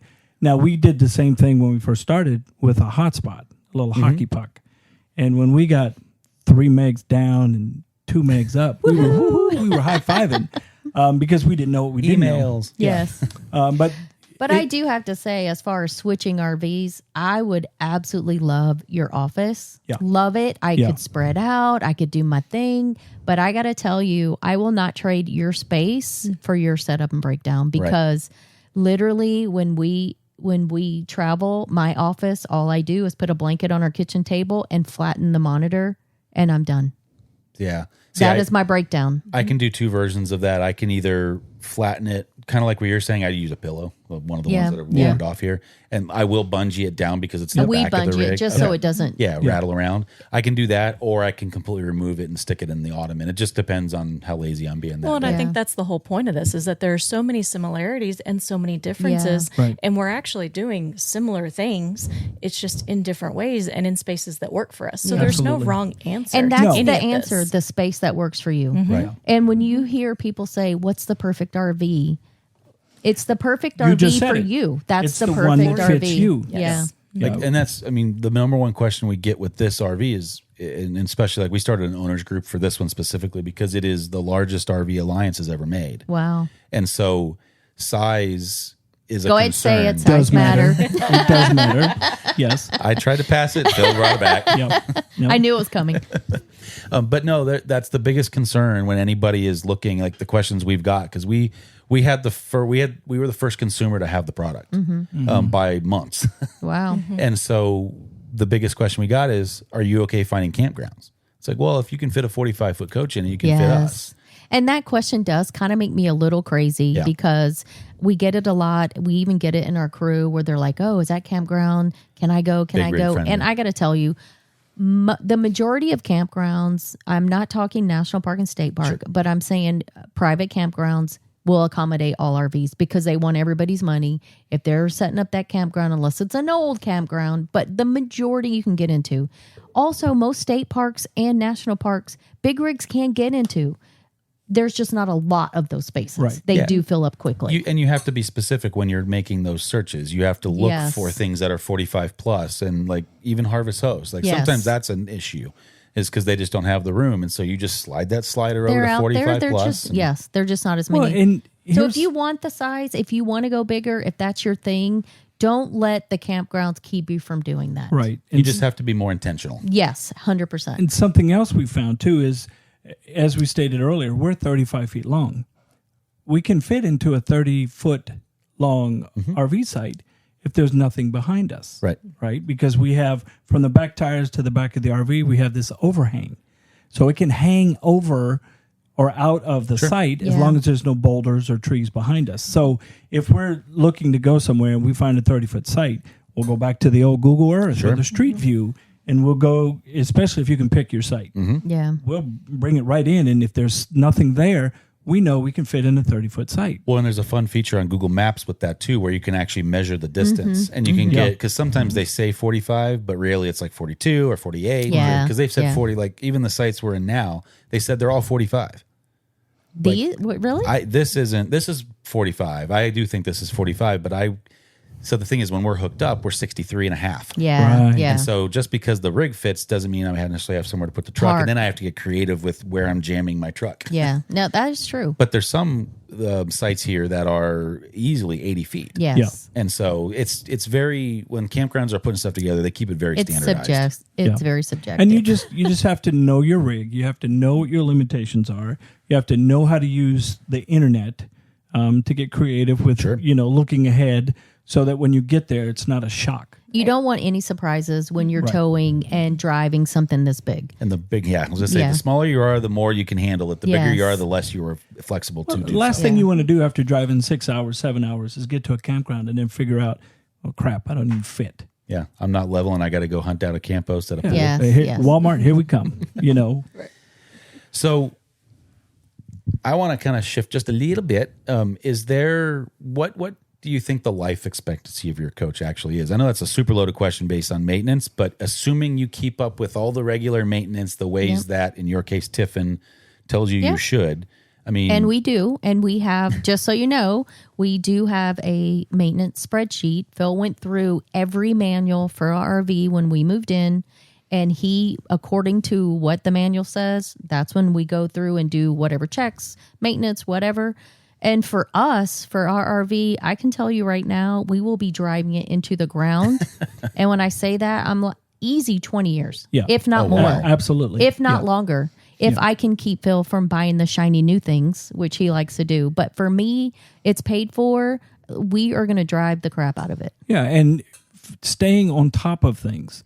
I was once told long ago, if you take care of your stuff, it'll take care of you. Mm-hmm. And we stay on top of things. I mean, there's things that pop up that are out of your control. Sure. Normal wear You and take tear. care of them up front. Even the littlest issue, take care of it because eventually it'll turn into a big issue. Right. So for us, we'll stay on top of it. We'll follow the guidelines or recommendations from Freightliner and what Tiffin says, and we'll go from there. But I'm pretty sure we can get 20 plus out of that thing. Now, diesel engines are made to go forever. That's what I was going to ask is, do you yeah. feel like there's a difference when you're talking about the different classes of drivables? Oh, absolutely. Oh, I'm sure because, it's like a Ford pickup truck versus a diesel engine. So it is going to be dependent upon the one you purchase. But for us and the way ours is made and the engine that we have, it is a workhorse and it's made to go many, many miles. And something we didn't tell you is the difference between a gas motorhome and a diesel motorhome is the diesel motorhome engine is in the rear of the RV. So we can't hear ours. I mean, it's not very loud. There are many times when we were already running that I've restarted the rig because I couldn't hear it. And that's one of the differences for us too, is the ride. I know we've been talking forever and we can keep going forever, but there is a bit of a difference in the pickup truck like you guys drive as far as how smooth the ride is and how loud the ride is. And a gas motorhome, you're sitting on top of your engine. So now you've got noise, you've got heat, you've got all that in front of you. And again, during our research, people were telling us we couldn't even hold a conversation in the driver passenger seat because the engine was so loud. And I was like, no, we're going to be full time and traveling in this. We've got to be able to talk, and it's again, those things that you just don't think about until it's too late. And there is a longevity difference in a gas motorhome and the diesel motorhome. Just like in the Ford trucks. Yes, My diesel's going to last longer than an F-150 with a standard engine. Yes, absolutely. Yeah. Because that's crazy because on the towable side, everybody kind of has, especially, and I will say there's a difference in full timing and part timing or weekend warring of this. Any timing. We're talking in terms of like actual time, like years, months, whatever. Yeah. Reality of its hours on engine. Yes, And how many times those tires are going to roll. Your tires, I mean, they miles, go bad, but let's be honest, tires can last you a long time if you're not rolling them very often and you're storing it correctly. Yeah. But I will tell you the life expectancy of our rig would probably be cut in half if we were part-timers. Because it's going to sit. Oh. There's more wear and tear when you don't use it. The longer you sit, the more critters find your house. Okay. And it makes it their house. So then you have wiring, cabling that starts to deteriorate. You have engines The that aren't lube being is not used. going Right, through. so- It's not, So yeah. there's and I'm probably overemphasizing maybe half the life, but it is going to decrease the life of it because the longer it sits, especially in this Texas heat, Sure. it'll wear it down. Diesel engines need to be used. Right. To say anything mechanical is Yeah. designed to be working, not Yes. sitting. Right, And- just like tires, they're meant to be moving. Absolutely. And I don't know how many times people have looked at an older rig. It's 12 years old, but it only has 4,000 miles on it. And I'm like, run. Yeah. Because of the issues you can't see, the wiring, the piping. And later on, we've heard the stories that somebody's system or component wasn't working and they, backtracked it and it was half gone because something had eaten at it or it just deteriorated altogether. Now, what's the longevity you think for your RV as far as it being a fifth wheel or a towable? I'm going to let Lauren take this one and avoid it. Not 20 years.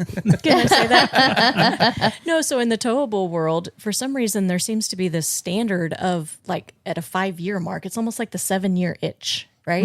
And so people, whenever they say, oh, I don't want something that old, I mean, they're talking more close to that timeline than they are. That's not really, to me, we've had ours for 5 years.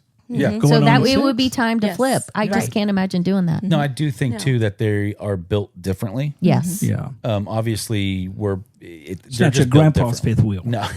Well, and the same thing is going to go into it. How we take care of it, how we keep Sure. up with all these systems and things like that. How hard are we on it on the Well, road? and the other thing too is us flipping out a fifth wheel versus like what you guys have a motorhome. There's a different financial because the truck doesn't Yes. go. The truck Yes. stays the same. Right. And so to flip out, we're talking about potentially hundreds of $1,000s difference between what you guys are doing and what we're doing. Yeah. And so it's not as big of a sticker shock for us. So I think people are more inclined to flip it out because we it's want the new less shiny expensive, thing, yeah. right? Or That's some what other I was company going to say came is out. how much of it is new shiny versus it actually doesn't work. I think Yeah. in that towable world, there's a lot more, I want the new shiny. Well, it's the same in the motorhome world. I mean, we've seen people on their 4th, 5th, 6th RV and they get a new one every 2 years. I just can't keep up with that. I mean, Right. we have it now. Stacy called it our home in the beginning, and it truly is our home. The first 6 months of it, it was the RV. Right. The RV. We got to go back to the RV. At the 6-month mark, then we started saying we need to go home. We got to get back to the house. Right. So there's a change there with it. But if you take care of it, and you've done some upgrades to yours, you'll get a few more years Right. out of. You would think. I will say, just for a little clarification, if you're listening or watching, we are talking about a factory issue rig. And if you do want it to last longer, there are some upgrades you can do to make not only it feel more like a home, whether it's an aesthetical thing or adding on different comfort things. For us, that was the independent suspension. Is that a word? What? It is now. Aesthetic. Aesthetical. I like You learn that. new words. when you work Commit with and blow Ryan. past and hope no one calls you out on it, Phil. Well, I got stuck. I was like, wait, is that a word?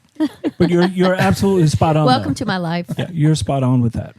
I'm a creative too, so who knows what word Right. will So, reappear. but yeah, like I don't, we kind of had a number in our head. It's like we hope to get to this, and everything is to get to this, and it was that 5 to 7 year mark. And now some of that too is we like change, and we can use the channel as an excuse that we want to do something else and all that. And we've told you guys like we don't know what that next rig will be. I'm not going to worry about it for about 5 more years. But we like the idea of moving into a towable, not just to share the differences in real time, but Drivable. drivable. Oh, did I say towable? Yeah. My bad. It's creatively towable. It is. So Miller's in Motion is going to shake it up a little bit, get a little more experience and different types of RVs Yeah, definitely. in the future. And I do think with us, that's always, I know you guys are starting to travel a lot more internationally. And for us, it's always been about what we're doing and where we're going. And right now, it just happens to be about in this RV. Right. Right. It doesn't mean we're never going to get on an airplane or a cruise Right, or do of other course. things. It's for us, it's always about us in motion. And Yeah. again, Yeah. this is our house. Right. So if we were in a standard, sticks and bricks, we would take a vacation and go overseas. Sure. We would take a cruise. So that's how we're treating our lifestyle right now. This is our house, and we can leave the house and go do other things. Yes. But yeah, it's hard when you go to an RV show and you see all the new shiny. You see Okay, all it's the hard new for Phil. bells and whistles, and it's like, ooh, I want that, or ooh, that would be nice. But again, Ruby's paid for. We've got her right where we want her. We know how she ticks and how she drives and all of that. So for us, we're the kind that own something and then run it into the ground Right. because we want to keep it for a very long time. That's how I am too. Yeah. Yeah. It's an investment.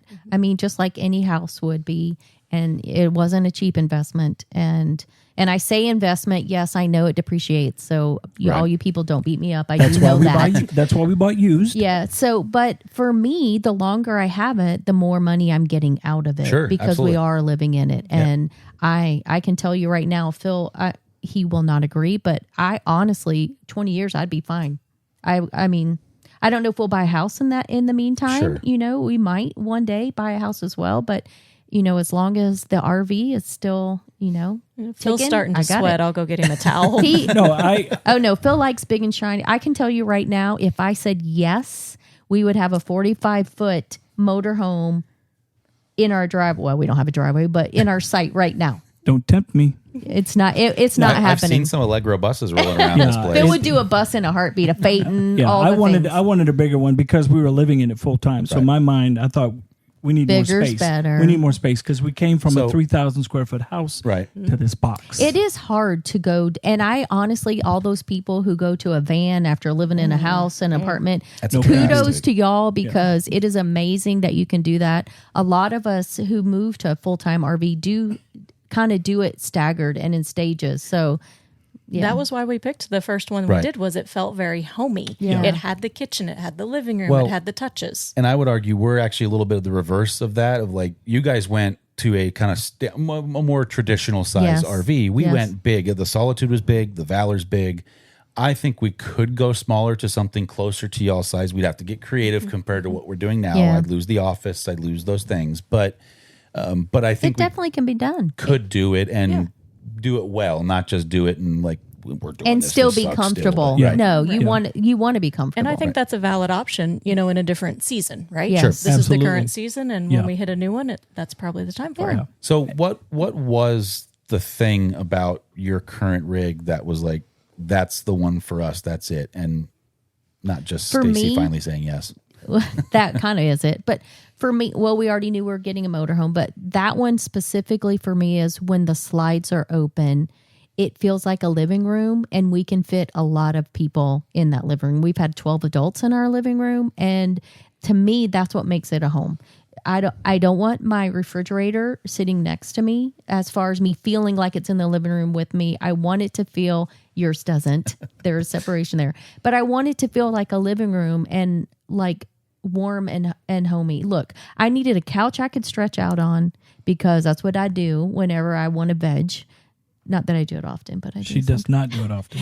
But those were my priorities. I wanted to feel like a living room. I want to be comfortable. I want to lounge. I want to curl up. And those were the things I was looking for. And it has it. This was the first rig that we walked into that she started redecorating. She could see herself Gotcha. in it. We had been in a ton of them, but this is the one that she could see herself in. And as we're walking through it and, you know, considering all the features it had, we were like, this could really work for us. For me, the only thing that I wanted, knowing we were going to be full-time, is I wanted the diesel.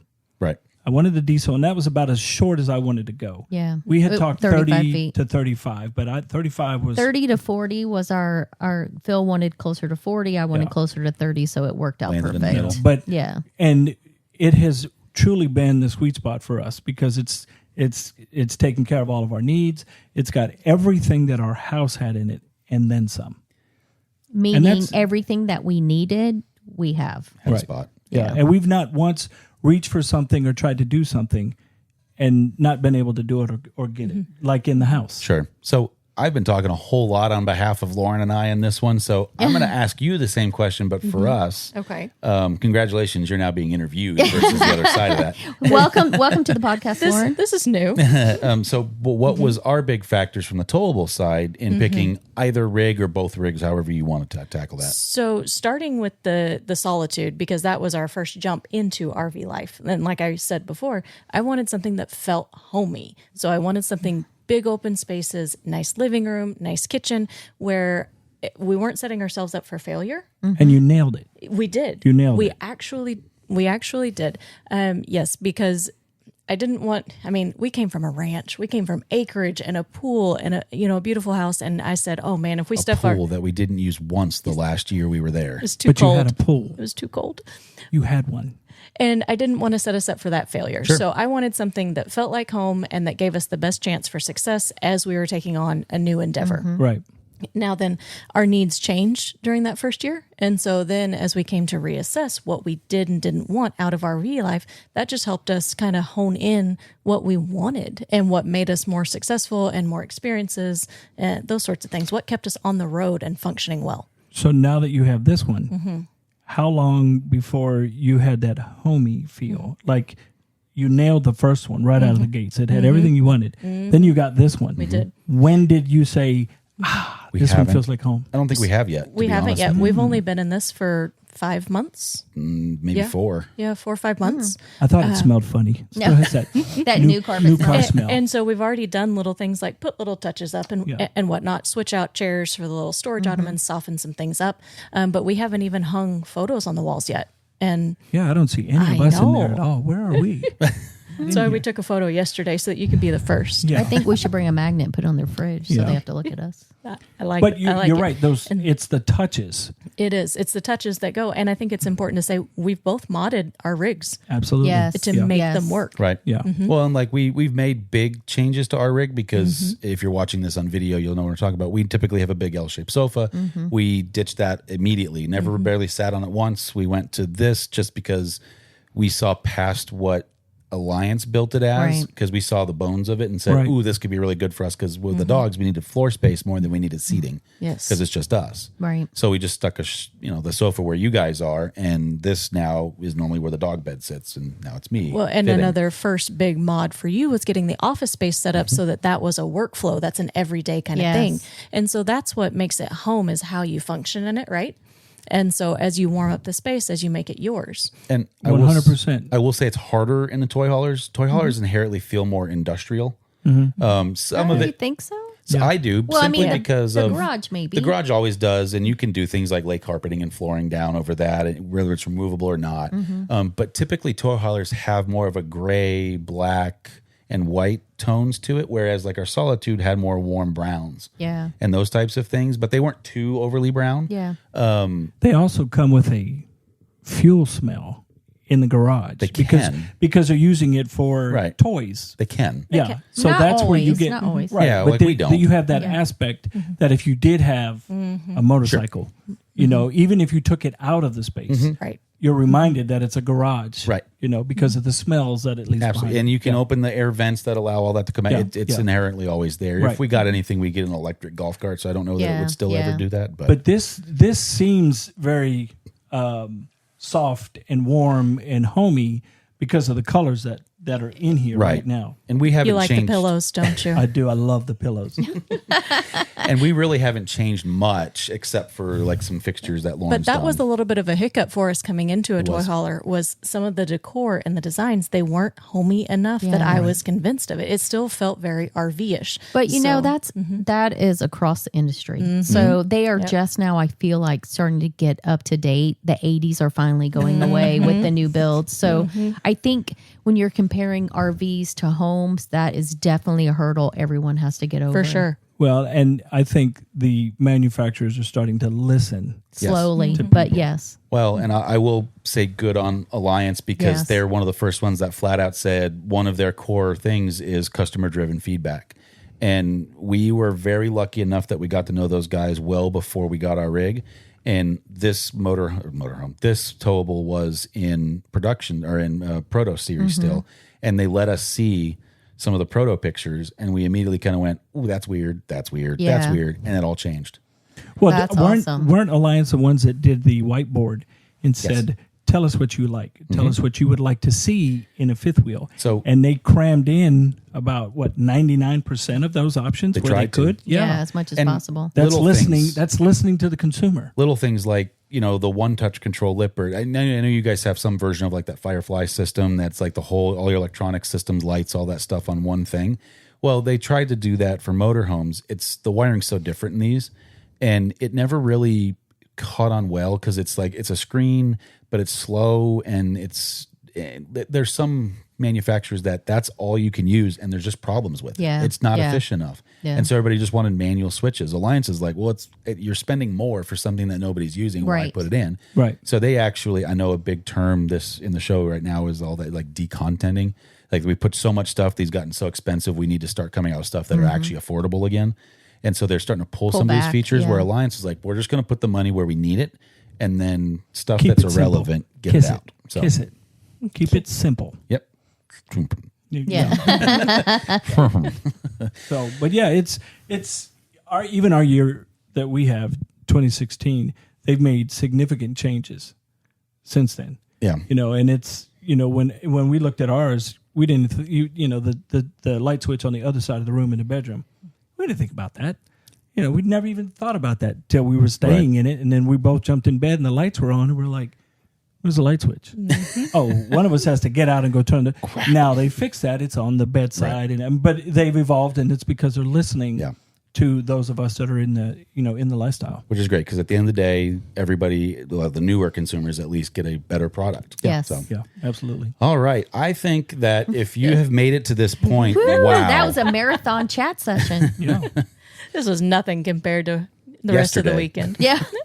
but I tell you, Phil's got to be muzzled. there's a lot of great information in There here that, is. that people that are just getting into this or even cracking the old computer open Right. and doing the towable versus motorhome, they're going to find this useful. I mean, there's a Hopefully. lot That's- of there's a lot of good There's info a in lot here here. that That's the mission. we didn't Yes. know about. Yes. And I'm sure you didn't we know didn't about. right. either. Yeah. And that's exactly why I want to do this with you guys because we know you guys have that experience with Drivables versus our Towable. And so yin and yang. Yeah, it's a fun Yeah. comparison. Is there anything Drivable, Towable you feel like you just got to get in there that we didn't touch?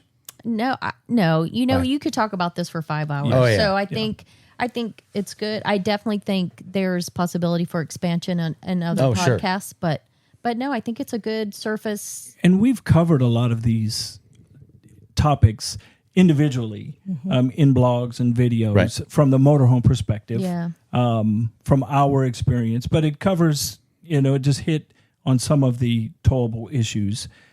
So we have a lot of that stuff on our website and on our channel as well. So So that's what I was going to say is if you guys don't mind, just where can people find everything for you guys? What's the website, YouTube, all that? You can find a ton of info on our website, todayissomeday.net, as well as our YouTube channel, Today is Someday. So a ton of RVing, travel, lifestyle info, discounts, gear, you name it, it's there. you can even send us an email at info@todayissomeday.net. And, if you can't find something you're looking for on the website, we can link it to you in an email and get you And help pointed you in the out. right direction. Yeah. And I will say, if you want to find a community that you're looking for your people when it comes to the RV space, Lauren and I, it was a no-brainer for us. We're part of their Someday crew, and it is the greatest bunch of people that I've hardly met. Yeah. No, it is a wonderful community. If you're looking for friendships on the road, because I got to tell you, the number one reason people stop full timing is loneliness. Right. Yeah. That is number one. If you're looking for connection, for friendship, for camaraderie, your road dogs, whatever you want to call it, there is a great group. Head over to todayissomeday.net. Check out our crew. Join us for meetups, gatherings, events, you name it, we'll do it. And very last plug, if you are coming to the Tampa show, and hopefully you'll come by and say hi at the Alliance RV booth while we are doing live podcast recordings. We will have tons of different guests, 3-ish shows a day. The January the 19th, you guys are doing a fundraiser meetup. Yes. That is being sponsored by RV Unplugged, Yes. and I'm hoping there's at least some tickets left to that last There are session still. 40 tickets remaining as of right now. We will be doing another big push up in the next 2 weeks to unload those tickets. All proceeds, 100% of the proceeds, go to veteran charities through the Elks Lodge, who is generously giving us an event space. And the best part is whatever we raise, our sponsor, RV Unplugged, will match it dollar for dollar. So we are going to have double the donation. And it's $10 a ticket. Yep. Your donation is $10 a person per ticket. I might shake you down at the door and get you to empty your pockets But too. you're coming in to like-minded folks that are enjoying the lifestyle, that love everything about RVing, and they want to give back. This is their way of contributing to a charity. And our charity that we normally go with is a military charity, Homes for Our Troops. Which is what RV Unplugged will be donating to. Right. Yeah. And the local Tampa Elks is going to keep that with the local veteran charities there in Tampa. Awesome. So it all stays in town, which is great. So if you've got some time on the 19th, there's 40 tickets left. Yep. get on them. We'd love to see you. Love to grip and grin. You get to hang out. I think it's the last session. Yeah. So you get to hang out for even longer than an hour, maybe. The coolest part is there were a lot of friendships formed at our last meetup, and people are meeting up on the road, getting together. So it is a great way to meet other folks in the community. And you might even meet some other folks that you might be watching on. Oh yeah, that's right. How did I forget? Well, Season hold 2. on. No, there's 2 versions of this now. That's right. You can meet a handful of the OGs. The season right. one. Season 1. So New State Nomads, Our Everyday Getaway, Millers in Motion. Obviously, you guys. Yeah. Well, actually, you'll get to meet Lauren because most of you, if you watch season 1, have already know all about Ryan. Who am I missing? Anybody else in there that I'm? Susan and RV blogger. Yeah, RV blogger. And will then be there. Tony will also be there. Yes. Who's Who's on the production side and crew, or the bun, but no longer has the bun. Now, the fun part is we will be announcing season 2 contestants that night. We'll be releasing it, and there will be a handful of season 2 contestants that will be there for the event. And if you haven't seen RV Unplugged season 1, do your homework. Go back, watch those episodes, watch the trailers, watch the that videos. way you'll know all the inside jokes when you get there. There will be Exactly. some. There are a lot. Yeah. So, I mean, we'd love to have you come by, check us out.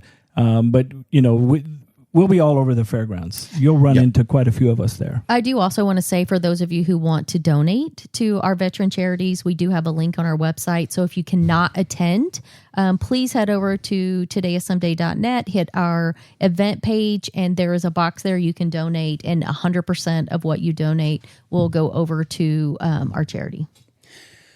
I was just going to say, before we wrap up, we have always said about building our community. And I can't speak strongly enough that this is exactly what we're talking about. That these are the people, these are the actions, this is the community support that we are talking about. So thank you so much for being and speaking to that so strongly today. It's the most important part of what we do. Our community and what we do for our veteran charities, 100%. They are who we are, and they make our channel what it is. That fuels the fire to keep, churning the channel out and doing the videos and doing the charity events, because if our channel went away tomorrow, we would still be a voice for veterans. Right. I mean, it's just who we are. I'm retired Navy. Stacy's a Navy veteran.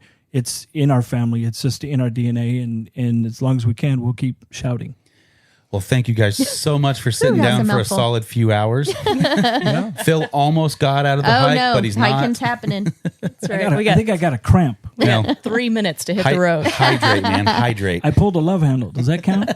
No. No? Okay. Thank you guys so much for being on the podcast. Great stuff. Thank you for listening. If you got any value out of this, please do us a favor. If you're watching on YouTube, hit that little subscribe button. Mm-hmm. If you have questions, feel free to leave a comment down below. If you're listening to this on your favorite podcast platform, the biggest help, if you enjoy this, you could do is rate and review this on whatever platform you're listening to, and share it with one friend. That's all we ask. One friend. Doesn't even have to be a friend. Can just be a person. Yeah, we really don't care. Just make them listen to it. Just grab their phone, do it. Some dude or dudette.